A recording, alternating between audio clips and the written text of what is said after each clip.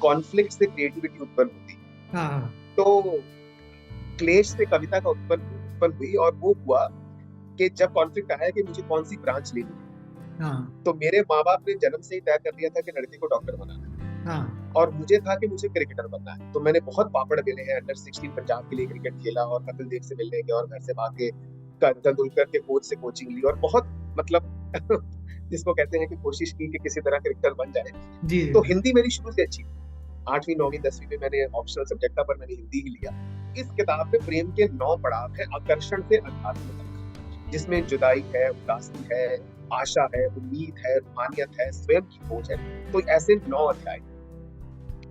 तो जब मैंने ये प्रेम की किताब लिख ली, हम्म तो लिख लिख के देखिए, प्रेम की किताब दो लोग इन्वॉल्व होते हैं प्रेम में। लेकिन ये अब जो भी होगा वो रोल प्ले नहीं, वो सोल प्ले होगा। ओके कि अपनी आत्मा की, अपनी रूह की आवाज जो कहेगी उस रास्ते पर चलना है। तो हाँ तब से मैंने अपना नाम रूह साबिर रखा। तो उस श्रृंखला में मेरी पहली किताब आई, तो उसका नाम था माहिर। अच्छा उसको उस बच्चे को बताने की जरूरत है कि अब मैं तुम्हारे लिए हूं। हम्म तो स्वयं किससे प्रेम की यात्रा से ही किसी दूसरे की प्रेम की यात्रा में जाए, हम्म नहीं तो बिल्कुल किसी आकांक्षा के बिना, किसी अभिलाषा के बिना देना बहुत मुश्किल है। नहीं तो आप सिर्फ प्रेम को अपना अधूरापन पूरा करने के लिए ही इस्तेमाल करें। हम्म प्रेम अपना अधूरापन पूरा करना नहीं, प्रेम अपना पूरा किसी से बांटने का प्रयास। आप अंदर से स्वयं पे खुले, और अपनी वो खुशी, वो जिज्ञासा, रिश्ते मन से बनते हैं, इसमें बुराई नहीं। नहीं, नजर से गिराएगा कोई, नजरअंदाज करेगा कोई, मुंह पे बोल देगा कोई, पीछे से आवाज करेगा।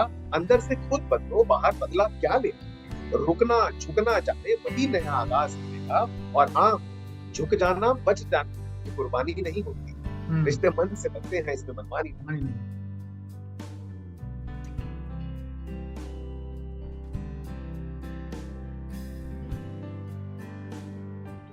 कविशाला में आप सभी का स्वागत है। चूंकि हम लोग प्रयास करते हैं, हिंदी पखवाड़ा चल भी रहा है, अभी हिंदी दिवस गया है। हमारा प्रयास रहता है कि जो किताबों के पीछे की कहानी है, जो कविताओं के पीछे की कहानी है, हम लोग जो भी पाठक हैं, जो भी श्रोता हैं, दर्शक हैं, उन तक पहुंचा पाए। ऐसी श्रृंखला में आज हमारे साथ हैं डॉक्टर अंकुर गुप्ता। अंकुर, आपका कविशाला में स्वागत करता है डॉक्टर अंकुर गुप्ता। बहुत बहुत धन्यवाद अंकुर भाई, बड़ा अच्छा लगता है अपने हम नाम से स्वागत होना किसी कार्यक्रम में। हाँ मुझे लगता है अंकुर नाम बहुत आम है, हाँ लेकिन अपने नाम पुकारा तो लगा कि हाँ, खास लोगों द्वारा पुकारा जा रहा है, तो जरूर कुछ खास हो गया हो। जी। हाँ सर, हाल फिलहाल में आपकी किताब आई है जिसका नाम है रूहनामा। शायद मैं जी। सही प्रोनाउंस कर रहा हूँ। हाँ। किताब के पीछे मैं कवर में पढ़ रहा था कि एक आपने कहानी लिखी है कि इंसान जो होता है वो सूरज कब बनता है और चांद कब बनता है। जी। मैं आपकी जर्नी में जाने से पहले और किताब के अंदर जाने से पहले मैं आपसे यही जानना चाहता हूँ कि जो क्या क्या आपका परिदृश्य क्या है, आपका ओपिनियन क्या है, किस कब इंसान चांद की परिभाषा से परिभाषित होता है और कब सूरज की परिभाषा से परिभाषित होता है। आपने सीधा किताब का मर्म ही पहले सवाल में पूछ लिया अंकुर भाई। मुझे लगता है उसका जवाब देने से पहले मैं आपको छोटी सी भूमिका दूंगा जी जी कि बिल्कुल। जो मेरा उपनाम है, जो मेरा पेन नेम है रूह साफिर, इसके पीछे की कहानी क्या है। क्योंकि जब तक रूह साफिर नहीं पता होगा क्या है, तब तक रूह नामा के बारे में बात करना अधूरा लगे। हाँ। तो 2000, मैं लिखता तो पिछले 25-30 साल से हूँ, पर 2018 तक जो मेरा उपनाम था वो मुसाफिर था। ओके। बड़ा ही एक आम सा उपनाम है, आई थिंक 10 में से 6 लोगों का, कवियों का उपनाम मुसाफिर होता है। हाँ। तो जिंदगी में वही एक रोल प्ले, और पहले बेटा, फिर पति, फिर स्टूडेंट, और फिर ऑफिस कोलीग, और सब यही रोल प्ले कर रहे थे। अ, तो पैसा, प्यार, परिवार, ये सब था। लेकिन चौथा प जो है, पीस, वो नहीं था, क्योंकि पर्पस नहीं हम्म मालूम। हम्म तो 18-19 के बाद मुझे कुछ ऐसा जीवन में घटित हुआ कि लगा कि अब सिर्फ सफर से नहीं चलेगा, अब रूह के सफर की बात करनी पड़ेगी। हाँ। तो मैंने तब ये एक टर्म क्वाइन की, रूह का मुसाफिर, यानी कि रूह साफिर। कि इसके बाद जिंदगी में अब जो भी होगा वो रोल प्ले नहीं, वो सोल प्ले होगा। ओके। कि अपनी आत्मा की, अपनी रूह की आवाज जो कहेगी उस रास्ते पर चलना है। तो हाँ। तब से मैंने अपना नाम रूस साफिर रखा। तो उस श्रृंखला में मेरी पहली किताब आई, वो उसका नाम था माही मीत। अच्छा, ओके ओके, ये हाँ। किताब आई 2001 में, हम्म। कोविड का समय चल रहा था। उस दौरान काफी लिखने का मौका मिला। तो माही मीत यात्रा थी हम्म। एक प्रेम के 9 पड़ाव। हम्म। क्योंकि देखिए, हर प्यार प्रेम नहीं होता और हर प्रेम समर्पण नहीं। मेरे लिए प्रेम की परिभाषा है जो प्रार्थना बन जाए और प्रभु से मिल पाए। हम्म। तो इस किताब में प्रेम के 9 पड़ाव है, आकर्षण से अध्यात्म तक, जिसमें जुदाई है, उदासी है, आशा है, उम्मीद है, रूहानियत है, स्वयं की खोज है। तो ऐसे 9 अध्याय। तो जब मैंने ये प्रेम की किताब लिख ली, हम्म। तो लेकिन देखिए, प्रेम की किताब दो लोग इन्वॉल्व होते हैं प्रेम। लेकिन जहां तक जीवन का सफर है, वो अकेले ही तय करना। हम्म। वो कहते हैं ना, आप किसी को उतना ही दे पाएंगे जितना आपके अंदर होता है। तो जो हम्म। यात्रा है वो स्वयं की थी। तो मुझे लगा ये स्वयं की सर्व से जो यात्रा है, ये अब रूह आफिर की यात्रा, उसके बारे में लिखना चाहिए। तो वहां हम्म। से ये शब्द आया, रूहनामा, जो कि मेरी आत्मा की यात्रा का सफर। जी। अब आते हैं आपके सवाल पे कि आत्मा सूरज कब बनना चाहती है, आफताब कब बनना चाहती है, और चांद या महताब कब बनना। हाँ। तो इसमें मैंने सोचा कि अगर आप बहुत कठिन परिश्रम कर, जीवन के अनुभवों में तप कर अपनी रूह की यात्रा पे चलते हैं ना, तो थोड़ा सा मन कठोर हो जाता है। उसमें आपको ऐसा लगता है कि मेरे से ही रोशनी आ रही। हम्म। तो उसमें हल्का सा अहंकार का पोट, हल्का सा सेल्फिशनेस आ सकती है। और इसमें कोई खराबी नहीं है। बहुत से हमारे ऋषि मुनि, ये हठ योग का देश भी है। तो उसमें आप एक तरह से आपकी रूह आफताब बनती है। लेकिन जब किसी आध्यात्मिक प्रेम की शीतलता में धुलकर, हम्म। सरल होकर, अपने आप को गौण करके आपकी आत्मा उस सफर पे चलती है, और इस पूरे सफर में आप सरलता अनुभव करते हैं, स्वयं से सर्व का अनुभव करते हैं, तब आप चांद या महताब बनते हैं, जो कि किसी और से रोशनी लेकर, सूरज से ही रोशनी ले रहा है, लेकिन शीतलता पहुंचाता है। और उस पूरे सफर में वो अपने आप को गौण कर, मौन कर, जो अनंत है उसकी तरफ यात्रा। हाँ। तो मैंने ये लिखा है कि मेरा सफर चांद बनने का है, लेकिन मैं सबके सफर का सम्मान करता हूँ, क्योंकि सबका सफर निजी होता है।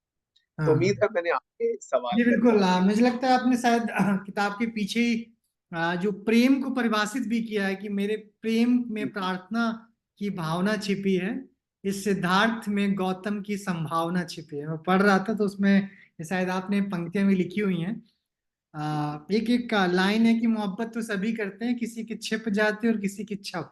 इसकी तो छप मुझे जाती लगता है कि जो भी जो भी मोहब्बत, चाहे वो किताबों की मोहब्बत हो, कविताओं की मोहब्बत हो, एक किताब का एक एक पाठकों तक पहुंचना, किताब कहानियों का, कविताओं का पाठकों तक पहुंचना, विचारों का पाठकों तक पहुंचना बहुत जरूरी है। वो पहुंचने है। चाहिए। हाँ, चूंकि आप शायद कविशाला से पहले से जुड़े हैं, फिर जी भी मैं आपकी ना थोड़ा यात्रा समझना चाहता हूँ। आप अभी भारत में नहीं रहते हैं, आप बाहर रहते हैं। फिर भी जो आपने कविताओं के प्रति प्रेम है, हिंदी के प्रति प्रेम है, उसको जगा के रखा हुआ है। और एक आप ऐसी प्रोफेशनल लाइफ में है कि जहाँ पे दोनों को साथ में लेके चलना हमेशा टफ होता है। कि आप एक टीचर भी नहीं कि आप हिंदी पढ़ाते हैं तब हिंदी की कविताओं को लेके चल रहे हैं, बिल्कुल अलग प्रोफेशन है आपका। फिर भी आप साहित्य को और कविताओं को लेके चल रहे हैं, तो थोड़ा वो, और आपकी साहित्यिक यात्रा की शुरुआत कैसी होती है, उस पर थोड़ा अगर नजर डाल पाए आप। ये अंकुर भाई, तो आ, ऐसा है, मेरी साहित्यिक यात्रा की शुरुआत हुई 1992 में। ओके। हम्म। और जैसे कहते हैं ना कि कॉन्फ्लिक्ट से क्रिएटिविटी उत्पन्न होती। हाँ हाँ। तो क्लेश से कविता का उत्पन्न हुई, और वो हुआ कि जब कॉन्फ्लिक्ट आया कि मुझे कौन सी ब्रांच लेनी है। हाँ तो मेरे माँ बाप ने जन्म से ही तय कर लिया था कि लड़के को डॉक्टर बनाना है, हाँ। और मुझे था कि मुझे क्रिकेटर बनना है। तो मैंने बहुत पापड़ बेले हैं, अंडर 16 पंजाब के लिए क्रिकेट खेला, और कपिल देव से मिलने गया, और घर से भाग के तेंदुलकर के कोच से कोचिंग ली, और बहुत मतलब जिसको कहते हैं कि कोशिश की कि किसी तरह क्रिकेटर बन जाए। जी तो जी। हिंदी मेरी शुरू से अच्छी थी। 8वीं 9वीं 10वीं में मैंने ऑप्शनल सब्जेक्ट था, पर मैंने हिंदी ही लिया। तो पहली जो मैंने कविता लिखी, वो एक विद्रोह की कविता थी, कुंठा की हताशा की कविता थी। तो हम्म। 1992 से जो शुरू जब तब लिखनी शुरू की, कि लगा कि अब इन सपनों को, क्रिकेटर बनने के सपनों को कुचला जाए। हाँ। तो वहां से मेरे लिखने का सफर शुरू हुआ। तो मैंने तब ये भी लिखा 4 महीने के, मेरा क्या कुछ गया जब से तू चला गया। हाँ। मेरा क्या कुछ गया जब से तू चला गया, कोई नाचता रह गया और गुरु चला गया, और हाँ। सामान सारा है, करता हूं अब भी कर्तव्य, मैं हम्म। जादूगर, मेरा जादू चला गया। शानदार। तो हम्म। हाँ, तो उसके बाद मेडिकल लिया, फिर एमबीबीएस की, फिर एमडी करी, बीच में शादी भी कर ली। लेकिन फिर भी कुछ पर्पस नहीं समझ आ रहा था कि मैं बनना नहीं ये चाह रहा, तो अब क्या करना चाहिए। हाँ।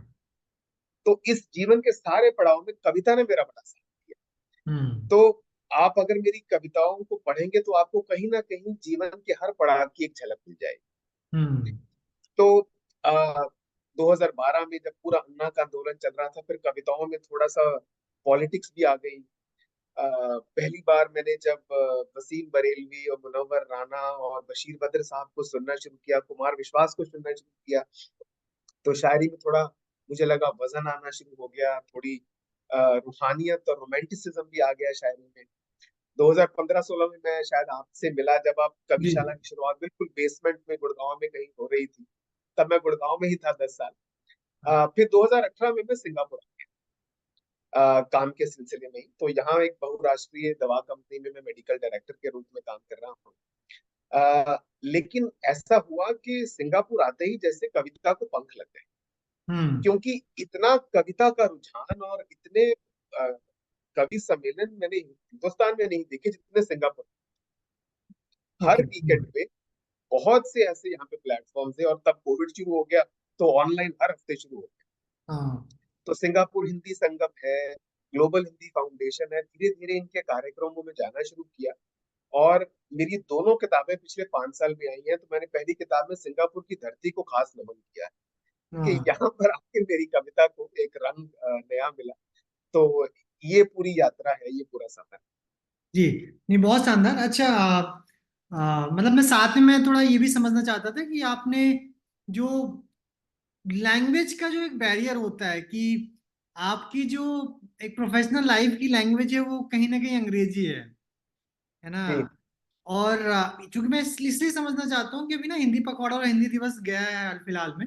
सो हिंदी को लेकर साथ में चलना, और ऐसी जगह पे कि जहां पे मतलब ठीक है हिंदुस्तानी है, हिंदी समझने वाले लोग हैं, वहां पे उन विचारों को हिंदी में उत्पन्न करना अपने अंदर, फिर हिंदी में जी किताब लिखना, और वहां पे जहां पे मतलब कवि ऑब्वियसली जो जितने पब्लिकेशन हाउस हैं, जितने बड़े भाषाओं पे काम करने वाले लोग हैं, हमेशा हमेशा एक विचार रहता है कि हिंदी को खतरा है, हिंदी लोग कम पढ़ रहे हैं, इस तरीके की बहुत सारे क्वेश्चंस उठते रहते हैं, बहुत सारे प्रश्न उठते रहते हैं। इस सारे समाभाव में, सारे सारे इस परिवेश में एक अंग्रेजी जो हम जहाँ पे आपकी मेन भाषा है, प्रमुख भाषा है, मेन लैंग्वेज है, उसमें आपने हिंदी को किस तरीके से जीवित रखा, थोड़ा वो भी मैं समझना चाहता हूँ आपसे।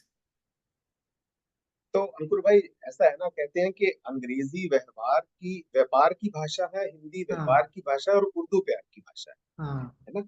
तो मैं अपने आप को प्रेम और जीवन का कवि मानता हूं। हाँ। तो लेकिन अंग्रेजी, आप बिल्कुल सही कह रहे हैं कि हमारी पूरा डॉक्टरी का प्रोफेशन और सारी बोलचाल यहाँ पे तो अंग्रेजी में ही है। लेकिन हिंदी को आप जहन से निकाल नहीं सकते। मैं सोचता अभी भी हिंदी में। तो जो आपकी सोच है, जो व्यवहार है, जो कोई स्वभाव है, जो कोई भावना है, वो हिंदी में ही सबसे पहले व्यक्त हाँ। हो। और उससे फायदा ये हुआ कि मैंने अपने आप को ज्यादा कलिष्ठ हिंदी में बांधा भी नहीं। अगर आप मेरी शायरी पढ़ेंगे तो इसमें हिंदी, उर्दू, हिंदुस्तानी का मिक्स है। हम्म। ठीक है। तो उससे क्या हुआ कि बोलचाल की भाषा में मैंने शायरी, हाँ। जिससे कि सुनने वालों के दिल से निकली और बोलने वाले के दिल से निकली और दिल तक पहुंची। और फायदा दूसरा ये हुआ कि बहुत सारे एस्टेब्लिश्ड प्लेटफॉर्म पहले यहाँ पे पहुंचे। तो अगर मैं सिंगापुर में ही देखूं तो कम से कम 100-150 कवियों के नाम तो मैं आपको ऐसे बता सकता हूँ जो ओके। यहाँ पे है। हम्म। अच्छा, फिर ऐसे ऑनलाइन प्लेटफॉर्म है, लोग जुड़ते हैं, कोई एम्स्टर्डम से, ऑस्ट्रेलिया से और यूएस से, हर सैटरडे संडे मेरे 2 घंटे ऑनलाइन कवि सम्मेलन में जाने ही। और कुछ तो व्हाट्सएप ऐसे ग्रुप है, आप मानेंगे नहीं, जहां पे आप थैंक यू भी नहीं लिख सकते, आपको धन्यवाद ही लिखना है। तो हाँ इतना भाषा को उन्होंने संभाल के रखा है। तो इसलिए मुझे एक दिन भी सिंगापुर में ऐसा नहीं लगा कि हिंदी भाषा खतरे में है। हाँ। हालांकि अगर आप मेरी पहली किताब देखेंगे तो मैंने हिंदी के साथ में दूसरे पन्ने पे रोमन स्क्रिप्ट में लिखा। Okay okay. हाँ हाँ। वो इसलिए कि अगर कुछ लोग हिंदी बोलना तो समझ जानते हैं लेकिन हाँ पढ़ नहीं पाते लिपि, तो हाँ। उनके लिए। लेकिन इस नई किताब रूहनामा में मैं इसको भी छोड़ दिया क्योंकि मुझे लगा कि नहीं, हिंदी हाँ भाषा जो है खतरे में मुझे नहीं लग रही, सुरक्षित है, और हिंदी बोलने वाले और पढ़ने वाले काफी हाँ मात्रा में हैं। हाँ हाँ हाँ। ओके। अच्छा, रूहनामा के अगर आप पाठक होते, आपकी कविताओं में जाने से पहले, आपने हम्म। किताब लिखी नहीं होती, आपने किताब पढ़ी होती, आपको जो किताबों को पसंद करते हैं, कविताओं को पसंद करते हैं, उनको अगर एक किताब सजेस्ट करनी होती कि आप रूहनामा पढ़िए, उसके कारण क्या होते? उसका सबसे पहला कारण तो यही है कि इसमें आपको कहीं ना कहीं अपनी रूह की तमन्ना की झलक मिले। हम्म जो सारे रस है, 9 रस की हम बात करते हैं, विभत्स रस और श्रृंगार रस और जुदाई और लगाव और बिछड़ना और सब कुछ, इन सब की एक झलक आपको मिलेगी। और ये किताब आपको ये बताएगी कि हमें सिर्फ स्वयं में सिमट के नहीं रह जाना, स्वयं से सर्व की यात्रा। हम्म। और उसका माध्यम, उसका व्हीकल जो है वो प्रेम। तो अगर आप इस यात्रा पर जाना चाहते हैं या आपने सुना है कि इस यात्रा पे जाने से फायदा होता है, तो आपको ये किताब जरूर पढ़नी चाहिए। ओके। अच्छा, एक हमेशा जब प्यार की बात चलती है तो ब्रेकअप, उसमें हमेशा या दुख हमेशा लोगों का साथ में लगा रहता है, कि जैसे वो एक एक लाइन है कि मोहब्बत से गुजरे हैं मैं खाने को जाना है, दोनों में फर्क ही क्या है, बस उसी तो गंवाना है ना? बिल्कुल बिल्कुल। सो हम कविशाला पे बात कर रहे हैं और आपकी कविताओं की किताब की बात कर रहे हैं, तो हम जो भी दर्शक हैं हमारे, जो भी इस बातचीत को सुनेंगे, उनके लिए आपसे हम कुछ कविताएं सुनना चाहेंगे, जो भी आपकी पसंदीदा कविताएं किताब के अंदर। हाँ जी, मैं जरूर कुछ सुनाना चाहूंगा। मैं अ, गजल भी लिखता हूँ। तो मैं शुरुआत आपको एक गजल से करता हूँ जी। कि समझता है तो फिर संभलता क्यों नहीं, हम्म समझता है तो फिर संभलता क्यों नहीं, उड़ने में खतरा है तो चलता क्यों नहीं, हम्म। मर्जी की राह नहीं तो राह की मर्जी से, मंजिलें कई हैं घर से निकलता क्यों नहीं, हाँ। हम्म समझता है तो फिर संभलता क्यों हम्म। नहीं। और मैं परवाना हूं, मैंने जल के दिखा दिया, तेरा दिल मोम है तो फिर पिघलता क्यों नहीं, और जो मेरे इख्तियार में था मैंने सब बदल दिया, हम्म। अब तेरी बारी है मुकद्दर बदलता क्यों नहीं, और शाम का लिहाज न चिरागों की शर्म, ये कैसा सूरज है अब ढलता क्यों नहीं। हाँ। और ये शेर पे आपकी तवज्जो चाहूंगा कि यतीम खाने में खेलते बच्चे सा है दिल, यतीम खाने में खेलते बच्चे सा है, हम्म। बहल तो जाता है पर मचलता मैं क्यों चलता कि नहीं, बहुत ज्यादा। नहीं। और उम्मीद नहीं रही तो याद भी ना, उम्मीद नहीं रही तो याद भी ना आए, जो सुलगता है अंदर वो जलता क्यों नहीं, समझता है तो फिर संभलता क्यों नहीं, उड़ने में खतरा है तो चलता क्यों चलता कि नहीं, बहुत शानदार। हम्म नहीं। तो जैसे ये गजल है, और इसके साथ कुछ शेर है। हम्म जैसे जैसे पहला जो चैप्टर है इसमें शेर का वो है खूबसूरती। हम्म। तो उसमें लिखा कि पूनम की रात में अंधेरा कर ऐसे ना हमें सताया करो, पूनम की रात में अंधेरा कर ऐसे ना हमें सताया करो, जुल्फे हटा लो चेहरे से, बादलों में चांद ना छुपाया करो, और उन्हें जी भर के देख तो लूं, आंखों जरा सब्र करो, हम्म। सुनो पलक झपकने में भी वक्त जाया ना करो, हाँ सुनो हाँ। पलक झपकने में हम्म। भी वक्त जाया ना करो। उसके बाद जैसे एक मोहब्बत का एक चैप्टर उसमें लिखा है कि दुनिया से बाकी कोई काम रहने नहीं, हम्म। दुनिया से बाकी कोई काम रहने नहीं दिया, दिल की जिद ने कोई निजाम रहने नहीं दिया, और आदमी तो मैं भी आम ही था लेकिन एक खास मोहब्बत ने आम रहने नहीं दिया, हाँ एक हाँ। खास मोहब्बत ने आम रहने नहीं दिया। बहुत तो शानदार। ऐसे हम्म। बहुत से शेर हैं। इसमें मैंने कुछ फिर मुक्तक लिखी। मैं कुमार हाँ। विश्वास से बहुत मुतासिर था, हम्म। और राधा कृष्ण के प्रेम पर मैंने एक मुक्तक लिखी और बहुत सी अच्छा, मैं मुक्तक हैं इस पर। एक सेकंड आपको रोकूंगा, क्योंकि आप बार बार मुक्तक आप की इसके बाद सुनते हैं, आप प्रेम ठीक का है। बार बार जिक्र कर रहे हैं, तो मेरी एक जिज्ञासा है कि मुझे लग हम्म। रहा है पहले जैसे आपने कुछ बताया, तो मतलब बिल्कुल सही बात है कि उसमें दो, प्रेम में दो लोगों का होना कभी कभी जरूरी जी होता है, लेकिन जी। अगर जिंदगी से प्रेम करना है तो एक इंसान का होना जरूरी होता है ना? कि ठीक है। सो आप प्रेम को किस तरीके से परिभाषित करेंगे? अगर कोई आइडियल आपको सिनेरियो या आइडियल कोई भी व्यक्तित्व लेने हो प्रेम के लिए, तो वो कौन से होंगे? देखिए, मेरे लिए प्रेम की सबसे बड़ी परिभाषा राधा और कृष्ण की। हम्म। ठीक है। जिस प्रेम में पाने की जिद ना हो, हम्म। वो प्रेम कहलाने का दर्जा है। हम्म। ठीक है। लेकिन जैसे आपने कहा, आप जो आपके अगर गिलास में पानी है तो बाहर पानी ही छलकेगा।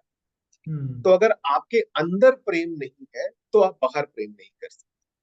तो किसी दूसरे से प्रेम करने का पहला पड़ाव ये है कि आप खुद से प्रेम करना शुरू। हम्म। जो आपका बचपन में छोटा बच्चा है ना, वो किसी भी कारण से अगर प्रेम से वंचित रहा, तो आपका जो आज का सेल्फ है, उसको उस बच्चे को बताने की जरूरत है कि अब मैं तुम्हारे लिए हूं। हम्म। तो स्वयं किसी प्रेम की यात्रा से ही किसी दूसरे की प्रेम की यात्रा में जाए। हम्म। नहीं तो बिल्कुल किसी आकांक्षा के बिना, किसी अभिलाषा के बिना देना बहुत मुश्किल है। नहीं तो आप सिर्फ प्रेम को अपना अधूरापन पूरा करने के लिए ही इस्तेमाल करें। हम्म। प्रेम अपना अधूरापन पूरा करना नहीं, प्रेम अपना पूरा किसी से बांटने का प्रयास। आप अंदर से स्वयं में पूरे हैं, और अपनी वो खुशी, वो जिज्ञासा आप किसी हम्म। दूसरे से बांटना चाहते हैं। मेरे लिए प्रेम का ये प्रयास। हम्म। बिल्कुल। और सच में, और मैं आगे वही जो मुक्तक आप, मैंने आपको बीच में रोक दिया था, वो मुक्तक आप हाँ। सुना सकते हैं जी। नहीं तो जैसे प्रेम की परिभाषा तो मैंने इसी पे चार लाइनें के, राधा हो कहीं पर भी वो कान्हा की ही शक्ति है, हम्म।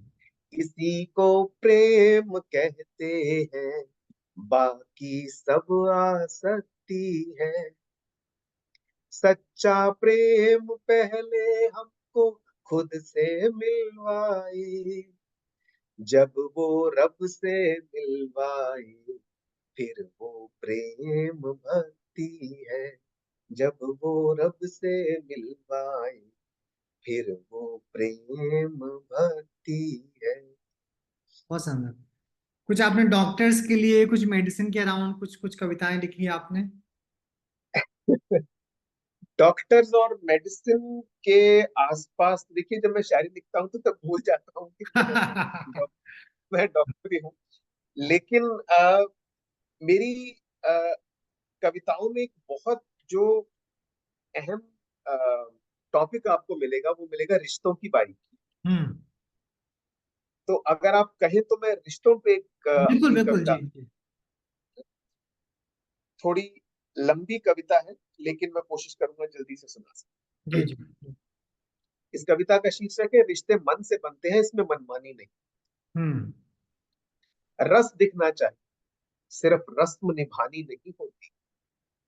रस दिखना चाहिए, सिर्फ रस्म निभानी नहीं होती। कीमती दिल से मानो, कीमत दिखानी नहीं होती। ना सिर्फ मैं, ना सिर्फ तुम, ये हम ढूंढते हैं। रिश्ते मन से बनते हैं, इसमें मनमानी नहीं। हम्म। और साथ देना चाहे ऊंचाई हो या ढलान, सब में एक आशियां है, एक टूटा मकान भी। और आंखें पढ़ना आता हो तो सब दिखता है, पुराना दर्द भी और नई नवेली मुस्कान भी। दुखती रग सबकी होती है, पर दुखानी नहीं होती। रिश्ते मन से बनते हैं, इसमें मनमानी नहीं। नहीं नहीं। हम्म। नजर से गिराएगा कोई, नजरअंदाज करेगा कोई, मुंह पे बोल देगा कोई, पीछे से आवाज करेगा। अंदर से खुद बदलो, बाहर बदला क्या लेना। रुकना झुकना जाने, वही नया आगाज करेगा। और हाँ, झुक जाना बच जाना, ये कुर्बानी नहीं होती। हम्म। रिश्ते मन से बनते हैं, इसमें मनमानी नहीं। नहीं नहीं होते। हम्म। और तीन बातें रख लो छोटी डिबिया में डाल। एक, रखनी है जरा जुबान सब। दूसरे, होली दिवाली बुलाना सबको आगे बढ़कर। और तीजे, मजाक करो पर अदब में उबार कर। अहम एक वहम है, उसकी कहानी नहीं होती। रिश्ते मन से बनते हैं, इसमें मनमानी नहीं मानी नहीं। होती। हम्म। बाहरी बनावट नहीं, अंदरूनी गर्माहट चाहिए।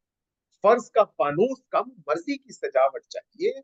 और सिला हो या फिर तारीफ, बस खालिस हो, दिल से निकले, दिल पढ़ ले, वो लिखावट चाहिए। सच्चाई खुद एक निशान है, उसकी निशानी नहीं होती।